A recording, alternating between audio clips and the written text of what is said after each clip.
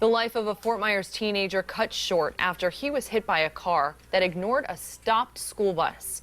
The driver responsible for Cameron Mayhew's death will not be facing any jail time, though.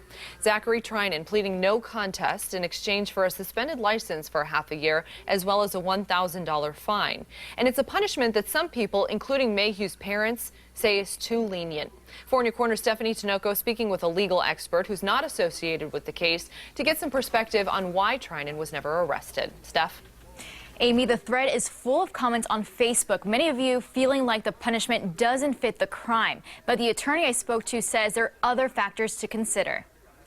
Never be enough tears to bring back 16-year-old Cameron Mayhew. It was a horrible mistake and there was a life lost. Defense attorney Abizer Gandiali isn't affiliated with this case, but he can answer the question on everyone's mind. Why wasn't the driver charged with manslaughter? The police did not have enough probable cause to arrest the individual for manslaughter.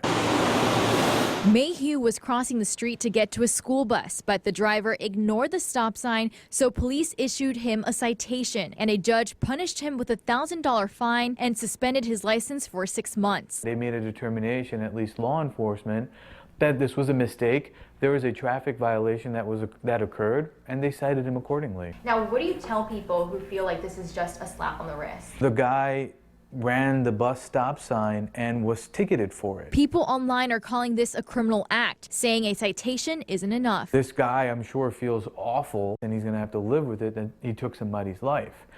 But ultimately, not everything is criminal. Bad things happen that weren't meant to happen, and that's not a criminal act.